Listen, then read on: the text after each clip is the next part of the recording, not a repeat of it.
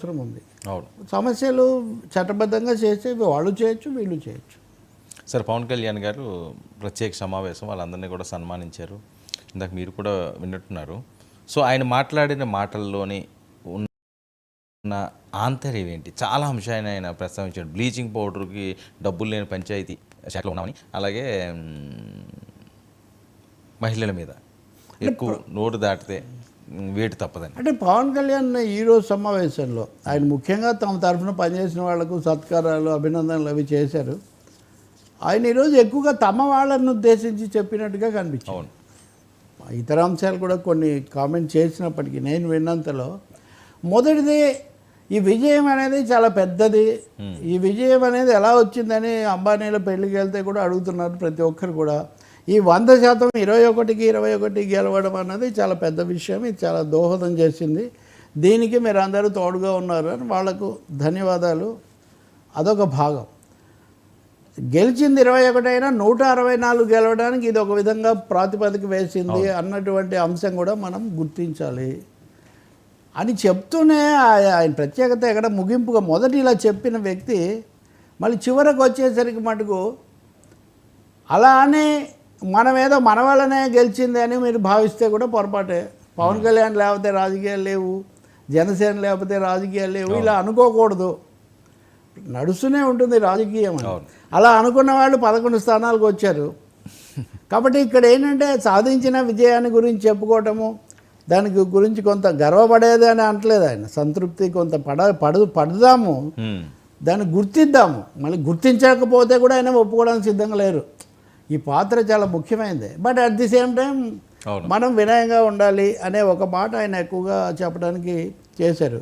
అంతకంటే ఇంకో మాట అన్నా, ఎందుకంటే ఏం కానీ పదవులు నేనేం అడగలేదు, ఏ పదవులు కూడా కోరలేదు. ఇవి వచ్చాయి కాబట్టి వీటితో పదవులు వచ్చేసాయి కాబట్టి ఏదో అని మనం ఇష్టానుసారం వ్యవహరించకూడదు, రౌడీయిజం చేయకూడదని 1కి 2 సార్లు. ఈ రౌడీయిజం అనే పదం అన్నిసార్లు వాడడము, మన వాళ్ళు ఎవరు కూడా ఇటువంటివి చేయకూడదు. నేను ఎవరిని ఉద్దేశించి అంటున్నానో కూడా మీకు తెలుసు అని కూడా అన్నారు. అంటే ఖచ్చితంగా ఆయన అన్యాపదేశంగాను కొంతమంది కొన్ని పేర్లు వస్తున్నాయి, కొన్ని వార్తలు అక్కడక్కడ ఘటనలు కూడా వస్తున్నాయి.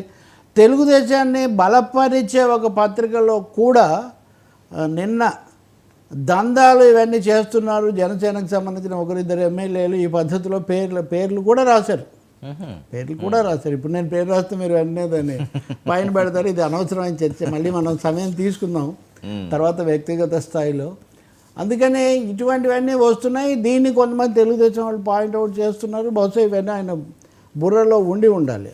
ఒక మంచి ఆయన 3 విషయాలు చెప్పారు మంచివి.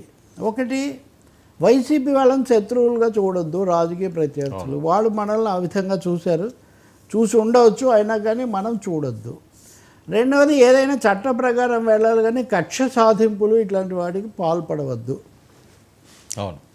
మూడవది, భావం బలంగా ఉండాలి కానీ భాష దూకుడుగా దుర్భాషలతో ఉండకూడదు. ఎవరిని, ముఖ్యంగా మహిళల్ని, ఇప్పుడు మనం చర్చిస్తుంది అదే కదా, మహిళలను కించపరిచేటటువంటి భాష, ఈ దూషణలు, తిట్లు ఇట్లాంటి వాటికి మీరు వెళ్ళొద్దు. ఈ 3 ఒక విధంగా. మొన్న చంద్రబాబు కూడా 3 సత్యాలు చెప్పారు. వాస్తవంగా చంద్రబాబు చెప్పిన 3 సత్యాలు ఏంటంటే, ఒకటి, నాకు పాదాభివందనాలు చేయొద్దు, పాదాభివందనాలు చేస్తే నేను కూడా మళ్ళీ పాదాభివందనం చేస్తాను, లేకపోతే కుదరదు. రెండవది, ఇదిగో ఈ దుర్భాషలు ఆడొద్దు, ఇవి వద్దని, దాడులు ఇట్లాంటివి వద్దని. మరి అది బాధ్యతగా ఆఫీస్లో ఉండండి, ఆఫీస్లో ఒకరు అందుబాటులో ఉండండి. ఈ 3 చెప్పారు. ఈయన కూడా అందుబాటులో ఉండండి ఆఫీస్లో అని చెప్తున్నారు.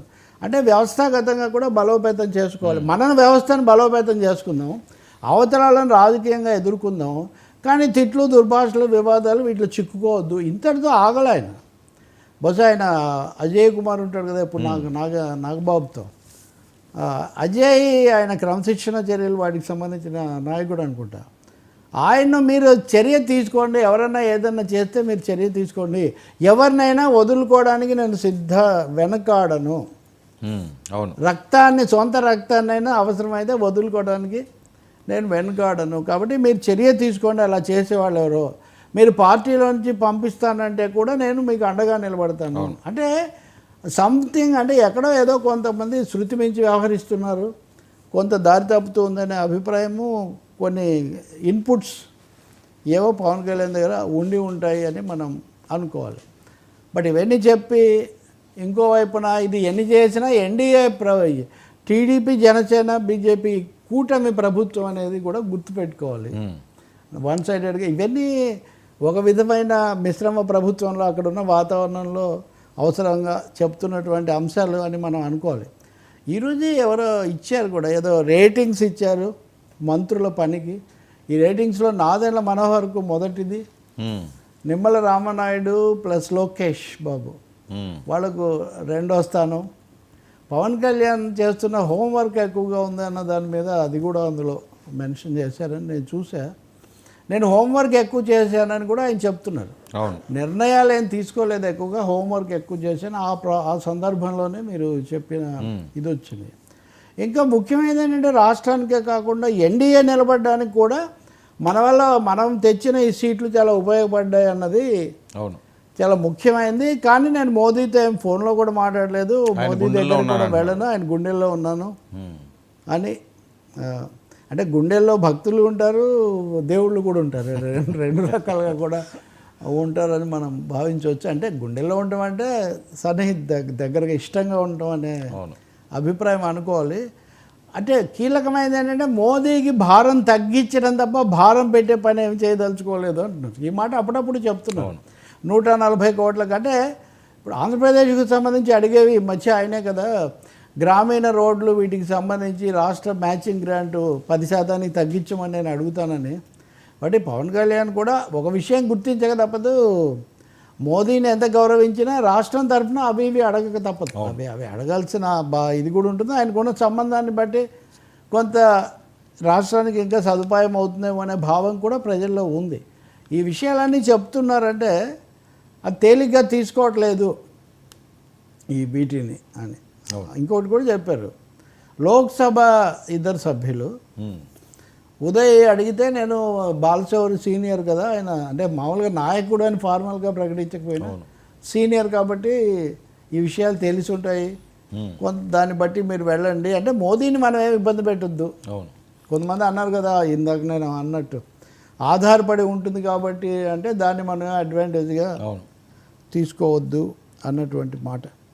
కాబట్టి ఇంకొక మాట కూడా, ఈ రౌడీయిజం ఇవన్నీ చేసే వాళ్లకు నేనేం భయపడతాను అనుకోకండి. నేను చాలా రౌడీ పార్టీ మీద నేను పోటాడి నిలబడి గెలిచిన వాడిని, ఒక అభిప్రాయం ఆయనకు బలంగా ఉంది. ఇంకెవరన్నా అయితే ఈ ఓటములు వీటన్నిటి తర్వాత వెళ్ళిపోయేవాళ్ళు, నేను అయితే పార్టీని గట్టిగా మనం నిలబెట్టాము, పార్టీని నిలబెట్టుకోవడమే పెద్ద విజయం అని. ఒక స్థానం వస్తుందా లేదా, పార్టీలోకి సభలోకి వెళ్తామా లేదా అన్న దగ్గర నుంచి 21 స్థానాలకు వచ్చాము. ఒక చిన్న క్లారిఫికేషన్ కూడా ఇచ్చారని అనుకోవాలి. తాడేపల్లిగూడెం సభ పెట్టినప్పుడు నేను అక్కడ అంత ఇదిగా మాట్లాడలేదు, కొంచెం తగ్గానన్న అభిప్రాయం చాలామందికి వచ్చింది. అది కూడా ప్రస్తావించారు చాలామందికి. అంటే వర్చువల్గా ఆయన ఆన్సర్ చేశారు. తన మీద వచ్చినా లేదా తన పార్టీ మీద వచ్చినా, తర్వాత బయట ఇప్పుడు గెలిచిన ప్రభుత్వ ఏర్పాటు తర్వాత బయట వస్తున్న వాటికి సమాధానం చెప్పే ప్రయత్నం, ఇంటర్నల్ అండ్ ఎక్స్టర్నల్ థింగ్స్కు. అప్పుడు తగ్గాము కాబట్టి తగ్గడమే కదా, అప్పుడున్న 24 సీట్ల నుంచి కూడా 21కి తగ్గాము. అయినా కానీ మళ్ళీ నిలబడ్డాము. బైబిల్ సూక్తి చెప్పినట్టుగా తను తాను తగ్గించుకున్నవాడు హెచ్చించబడిన అన్నట్టుగా మనం పైకి లేచాము. జాగ్రత్తగా ఉండాలి, మంచిదే. రాజకీయంగా ఈ అంశాలు వ్యక్తిగత ప్రవర్తన అనే కాకుండా విధానపరమైన అంశాలు ఎక్కువగా ఉంటాయి. అవన్నీ బహుశా రేపు శాసనసభలో మనకు. సరే, అయితే ఈయన మొత్తం చెప్పిన